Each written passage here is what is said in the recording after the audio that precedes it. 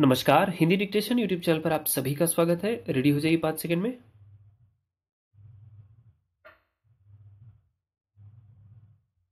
प्रत्येक मनुष्य अपने जीवन में शांति और प्रसन्नता चाहता है। वह इन्हें पाने और स्थायी रूप से बनाए रखने के लिए प्रयत्नशील रहता है। लेकिन शांति और प्रसन्नता को वह बाहरी वस्तु, परिस्थिति, देश, काल, व्यक्ति आदि में खोजता है।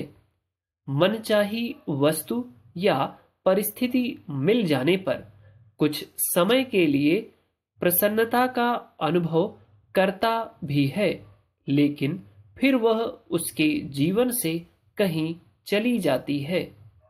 उसका मन दोबारा अशांत और खिन्न रहने लगता है। यही स्थिति हम सबके जीवन में अनवरत रूप से चलती रहती है। अनेकों कामनाएं या इच्छाएं हमारे मन में उत्पन्न होती रहती हैं, जो मन को शांत नहीं रहने देती। यह कुछ वैसा ही है जैसे अग्नि का निरंतर जलते रहना। हम ईंधन डालते रहते हैं और अग्नि प्रज्वलित रहती है, हालांकि उसकी गर्मी हमें परेशान किए रहती है। हम चाहते हैं कि अग्नि शांत हो, यह बुझे ताकि हमें शीतलता महसूस हो, लेकिन यह नहीं समझ पाते कि अग्नि के जलने का सीधा संबंध हमारे डाले हुए ईंधन से है। इसे शांत करने के लिए हमें ही उसमें ईंधन डालना बंद करना पड़ेगा।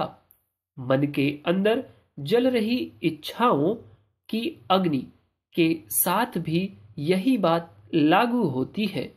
यदि हम अपने मन में आने वाली कामनाओं की पूर्ति करते चले जाएं, तो नई नई कामनाएं उत्पन्न होती ही रहेंगी। यह प्रक्रिया तभी समाप्त होगी जब हम अनावश्यक कामनाओं पर ध्यान देना बंद कर दें, उन्हें उपेक्षित कर दें, तो उनका प्रवाह धीरे धीरे शांत होने लगता है और हमारा मन भी विचलित न होकर एकाग्र बनता है। पैरा गीता में भगवान कहते हैं कि जैसे नाना नदियों के जल सब ओर से परिपूर्ण अचल प्रतिष्ठा वाले समुद्र में उसको विचलित न करते हुए ही समा जाते हैं, वैसे ही सब भोग जिस स्थित प्रज्ञ पुरुष में किसी प्रकार का विकार उत्पन्न किए बिना ही समा जाते हैं, वही पुरुष परम शांति को प्राप्त होता है। भोगों को चाहने वाला नहीं। मन को पवित्र बनाने के लिए गीता में भगवान श्री कृष्ण अर्जुन से मानसिक तप की 5 साधन बताते हुए कहते हैं कि मन की प्रसन्नता, शांत भाव, मौन, मन का निग्रह और अंतःकरण के भावों की पवित्रता को मन संबंधी तप कहा जाता है।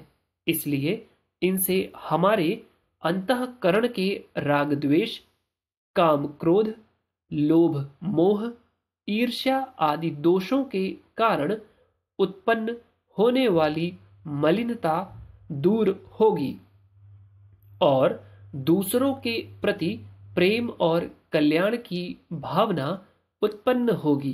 तब हमारे भावों की पवित्रता से हमारे मन स्वाभाविक रूप से प्रसन्न और शांत बने रहेंगे। पैरा मन की शांत अवस्था ही मौन है।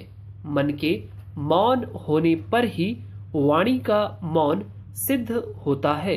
अन्यथा यदि मन में विषयों का सतत चिंतन चल रहा हो और वाणी की हम मौन साधना करें तब वह साधना खास प्रभावशाली नहीं होती।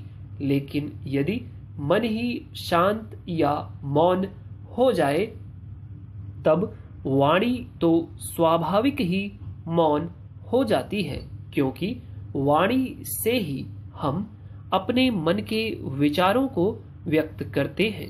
इसलिए भगवान ने गीता में मौन को वाणी संबंधी तप के अंतर्गत न रखते हुए इसे मानसिक तप के अंतर्गत रखा है।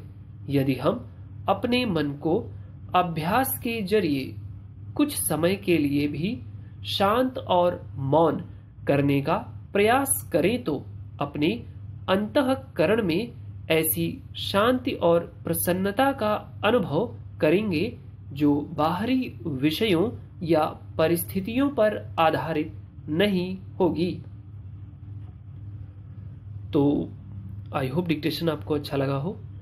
यदि कोई सुझाव है तो प्लीज़ कमेंट में मेंशन करिए। और एग्ज़ाम आपका एकदम पास में ही है, तो तैयारी आप अपनी थोड़ी और बढ़ा लीजिए, जो कि कुछ ही दिन का समय है, मतलब कुछ ही दिनों का समय है। तो इस लिहाज से ज़्यादा से ज़्यादा डिक्टेशन लिख डालिए और दिन में 2-3 मैटर आप कम से कम टाइप कर लीजिए, ठीक। जिसको एकदम एग्ज़ाम पैटर्न पे टाइप करिए कि आधे घंटे में या 40 मिनट के अंदर अंदर टाइप करके आपको रख देना है, ठीक। कोई सुझाव है तो प्लीज़ आप उसको कमेंट करें। वीडियो यदि अच्छा लगा है तो लाइक कर दें। चैनल पे यदि आप पहली बार आए हैं या अभी तक आपने सब्सक्राइब नहीं किया है तो सब्सक्राइब कर लीजिए। That's all, thanks a lot.